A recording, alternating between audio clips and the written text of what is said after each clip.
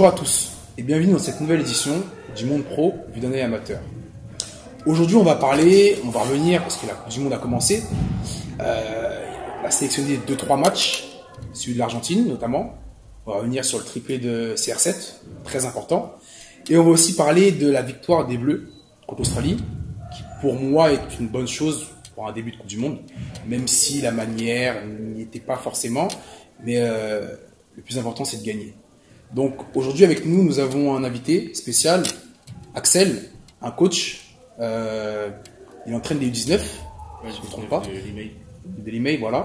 Un coach de football. Il est éducateur sportif du coup. Il travaille avec les jeunes. Et mon spécialiste, Manu à ma droite. Bonjour à tous. Voilà. Donc on va commencer. L'Islande d'Argentine, Manu. Un peu. Ouais. Ton ressenti, comment tu as vu le match?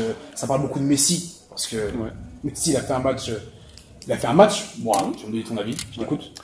Le problème, c'est que l'Argentine, ils ont pas trop mal joué, mais ils sont heurtés un bloc hyper bas des Islandais ils étaient très regroupés, très bas devant leur surface, et du coup, ils ont opéré que en contre, et du coup, ils ont pas trouvé les solutions, les Argentins. Et du coup, leur seule solution, les Argentins, c'était de passer la balle à Messi, et du coup, Messi, il s'est un peu enfermé dans des rêves solitaires, et du coup, ça a posé problème.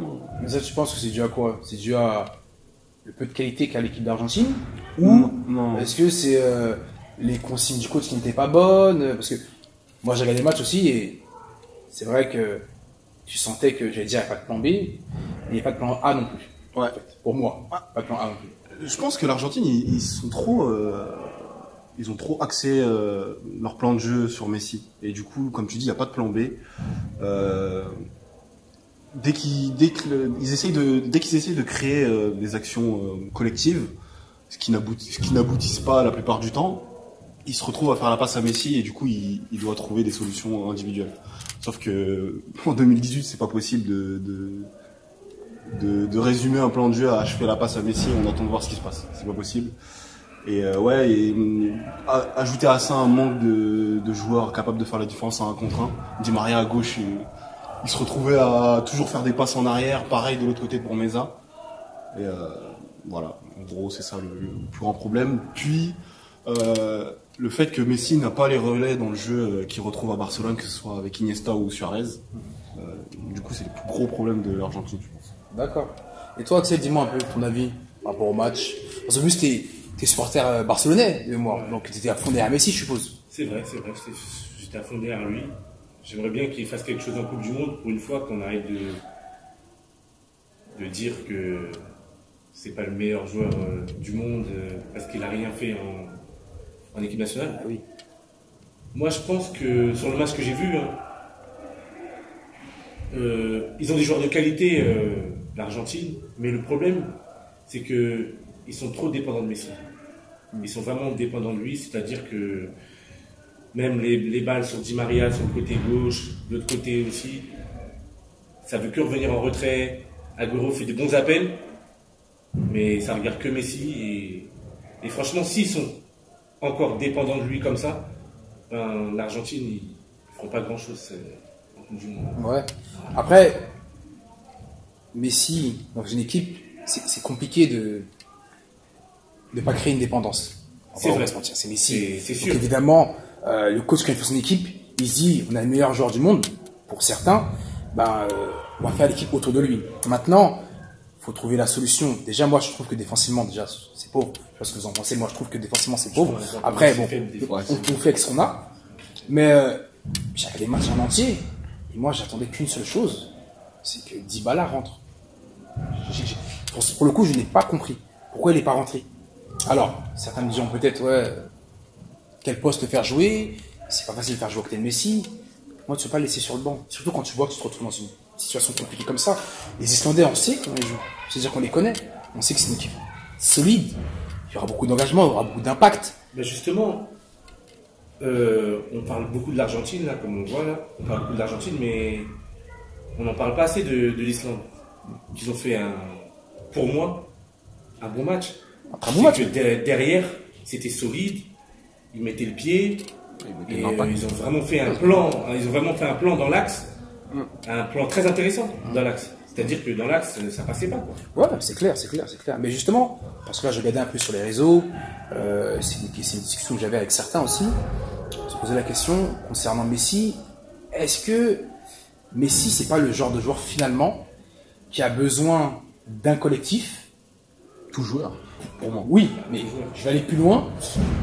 Évidemment, on joue un sport collectif. Donc on a besoin du collectif.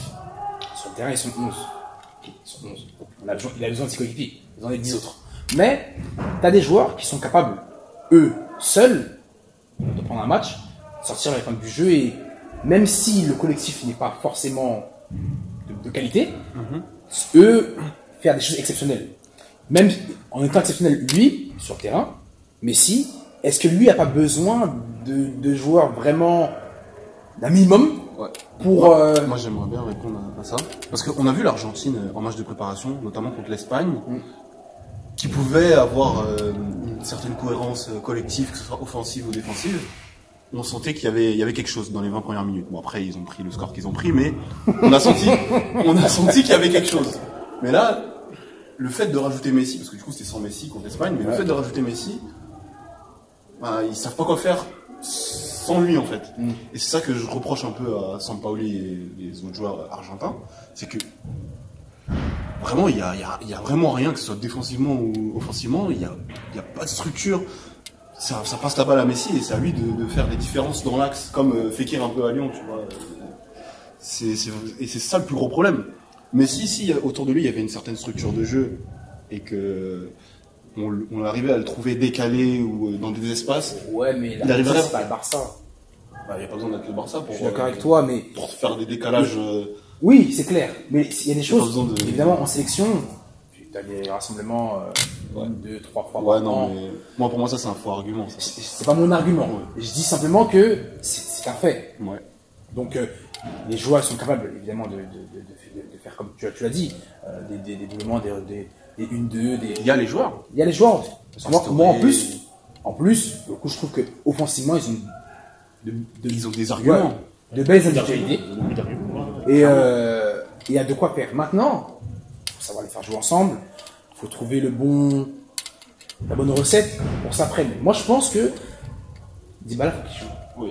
D'ailleurs, je voulais répondre aussi à ça.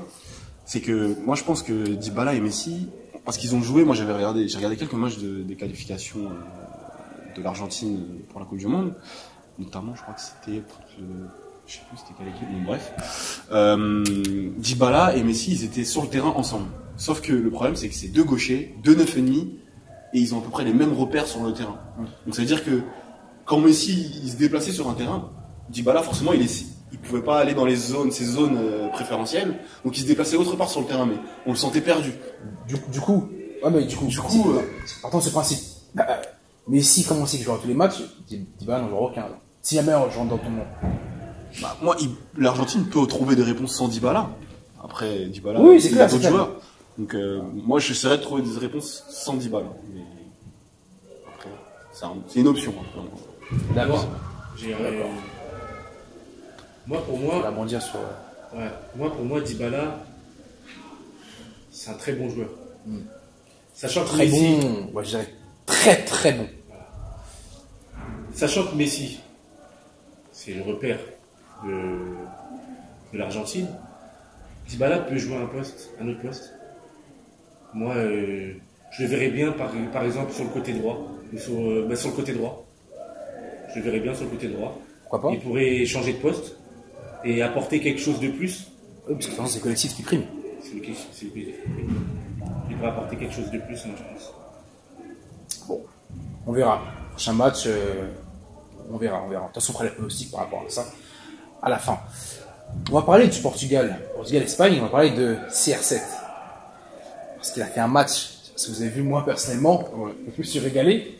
Ouais. Je sais qu'on connaît des Espagnols, on connaît des Portugais. Il y en a plein qui voyaient l'Espagne écraser les champions d'Europe.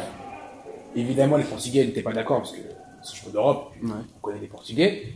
Bon, pour ma part, le match, CR7, il a mis un triplé. Alors, on aime bien ce mot-là, le contenu d'un match, etc., etc. CR7, pour le coup, le Portugal, ils n'ont pas une équipe exceptionnelle. En tout cas, à mon sens. C'est une équipe correcte plus par moment, mais ils n'ont pas une équipe exceptionnelle, d'accord? Et le match qu'il a fait pour moi, le match qu'il a livré contre l'Espagne, sachant que l'Espagne a joué son jeu. L'Espagne n'a pas déjoué, elle a joué son jeu et voilà, jeu de possession, des regroupements de passes. Voilà, pendant un moment, ils ont gagné des ballons et à un moment, je sais plus combien de temps ils ont gagné des ballons, mais après 2 minutes. Voilà, et ça finit sur une frappe. Voilà, il faut comme ils ont envie de faire. Mais quand tu vois un mec comme ça, qu'est-ce que tu peux dire à la fin du match?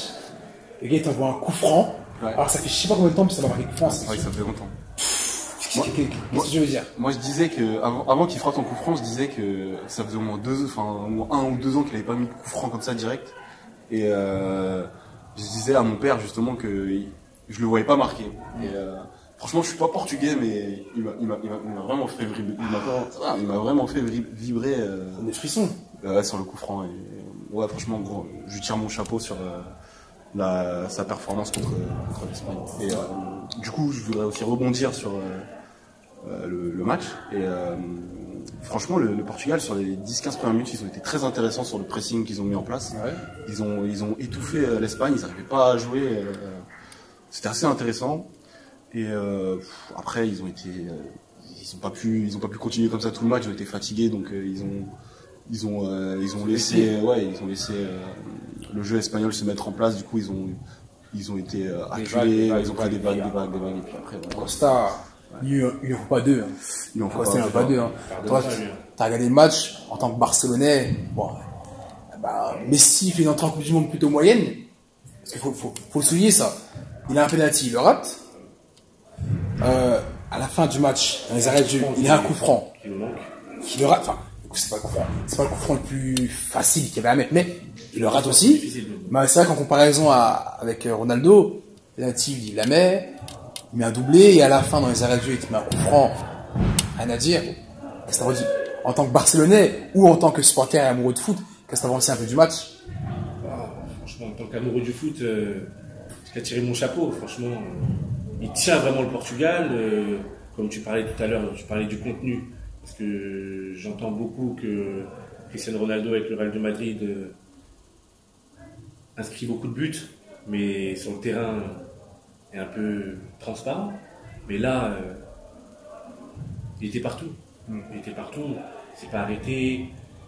Il mobilise ses coéquipiers. Il est au début des actions, il est à la fin.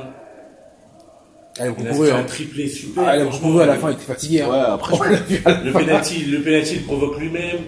Il inscrit. Le deuxième, l'erreur de Derrea. Bon. C'est souligné ça. Et ensuite, le coup franc, franchement. Même sur le coup franc, je trouve que le mur, il est pas très bien placé. Ouais, le mur, il aurait pu ajouter un joueur quand même. Ouais. Ajouter un joueur ou décaler son mur vers la droite. Ouais. Je sais pas pourquoi. Bousquet, il a vraiment un cheveu de pouvoir la dévier. Ouais, même pique. Pique un peu plus bas, mais ouais. C'est vrai que Bousquet, même moi, en direct, j'ai même cru qu'il allait toucher moi. Ouais. Pour moi, le mur, il est super mal placé. Ouais, je pense aussi. Ouais. Et après, ça va au fond, et ça fait 3-3, et ça fait un super match. Après, il est super bien tiré, le coup franc aussi. Bah oui, bien tiré. Ça c'est clair. Donc, y a pas... Et DGA, il est pas à sa première bourde, là. Parce que déjà, le match en préparation, c'était là contre la Suisse. Ouais. Il avait déjà fait une erreur de main. Il finit mal sa saison, il doit avoir la tête un peu ailleurs. Ouais. Ce qui est... Et moi, je voudrais parler aussi de certains joueurs du Portugal que je comprends pas les choix du sélectionneur portugais.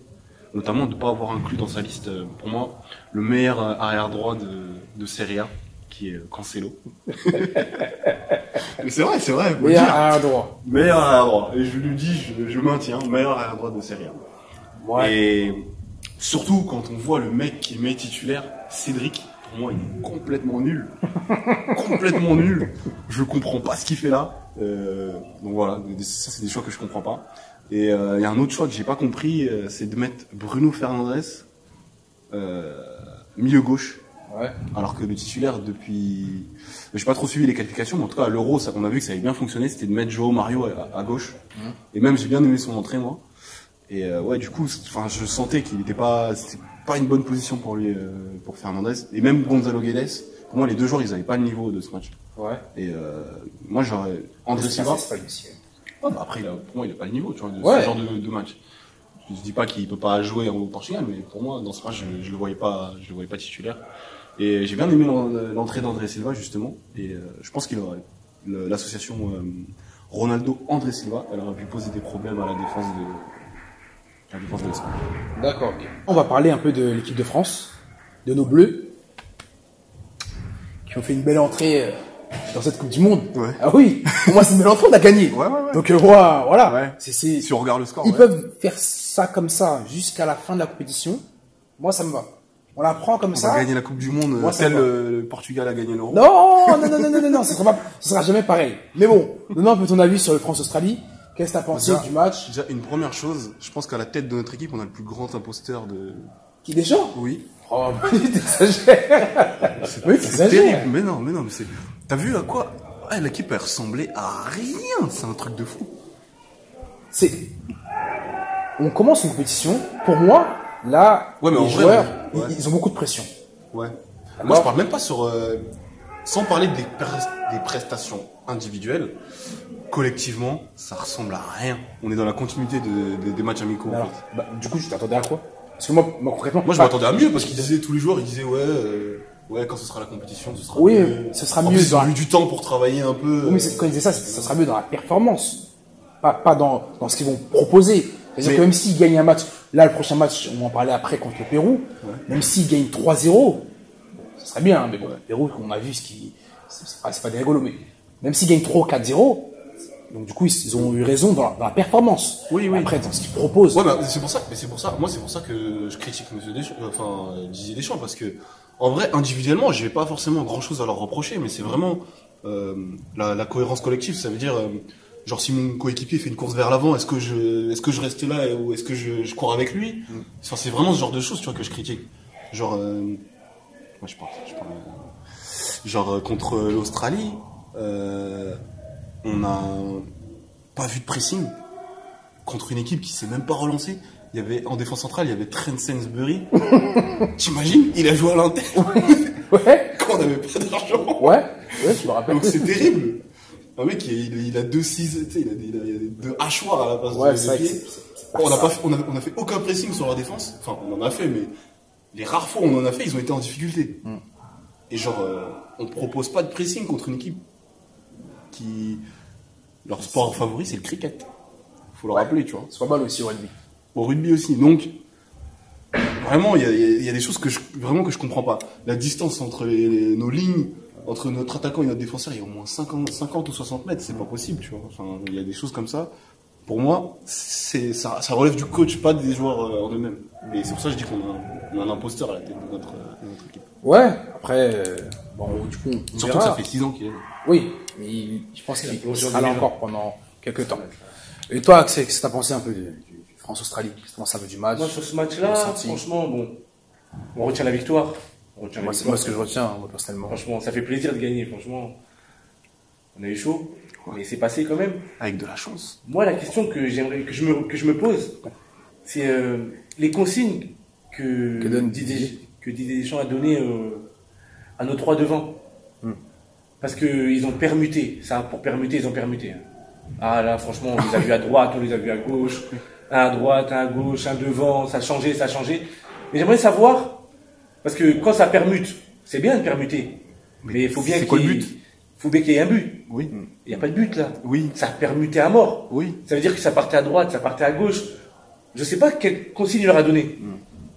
C'est exactement ce que je dis. Et Attends, on va donner la parole, vas-y, finis. le fait de permuter comme ça plein de fois, ça veut qu'au final, Ils sont il nulle part. n'y a plus personne nulle part. Ouais, Pour moi, il n'y a Ouais. plus personne nulle part.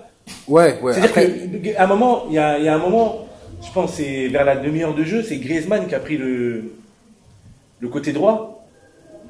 Mais il a pris le côté droit sans même défendre. C'est-à-dire qu'on se retrouvait toujours en infériorité numérique parce que les trois devant ils permutent en situation offensive. Mais défensivement, il n'y a plus personne après. Ouais. Ça, c'est exactement le genre de choses qui sont pas travaillées. C'est-à-dire que il dit à ces joueurs de permuter, Mais ça veut dire, à un moment, moi, je me rappelle l'action qui mène au but, l'action qui mène au coup franc et qui mène au penalty qu'on concède. Je me rappelle que Mbappé, du coup, les trois de devant, ils permutent. Mbappé, il se retrouve à gauche, mais les consignes défensives, il les ignore. Ça veut dire que il se retrouve devant Griezmann qui est dans l'axe. C'est-à-dire que les Australiens, bah, tout ce qu'ils ont à faire, c'est de ressortir côté Mbappé qui est plus dans la structure défensive. Du coup, Kanté, il est obligé de compenser. Faute, coup franc, penalty, but. Tu vois, c'est plein de choses comme ça que je ne comprends pas. Du coup, ces offensives, ils leur demandent juste de permuter, mais enfin, sans consigne derrière, quoi. Et pour moi, est-ce que c'est des consignes? Est-ce que c'est des consignes de Deschamps qui n'ont pas été du coup Donc, je vois la question que je vais me poser, mais parce que dans tous les cas, c'est incroyablement. c'est pas les consignes que... Si lui, il a donné des consignes, mais elles ont pas été appliquées. Ouais, mais dans tous les cas, si il a donné des consignes qui n'ont pas été appliquées, bah, c'est un imposteur. Si il a pas donné de consignes, c'est un imposteur aussi. D'accord. Du coup, il y a quelque chose qui va pas dans. Oui. Oui. D'accord, très bien. Bon. Du coup, là, on arrive à la fin. On va faire les pronostics sur les matchs dont on a parlé aujourd'hui. Donc, l'Islande, il joue le Nigeria la semaine prochaine. Vous voyez quoi, vous? Islande-Nigeria. Sachant que l'Islande est une équipe très solide et le Nigeria, l'équipe la plus jeune de la compétition. Et ils sont pas mal. Franchement, moi je vois un nul. Nul. Moi je vois un nul. Moi, j'aime bien le Nigeria remporter. Je vois un nul. Moi, j'aime bien le Nigeria, mais j'ai été déçu. Ouais, mais ils ont manqué de manqué quelque chose. Ils ont manqué peut-être un peu de chance aussi, un peu de réussite. Mais moi, je pense qu'il y a moyen. Il y a moyen. Ouais, Après, il y a Il Argentine-Croatie. manqué d'expérience.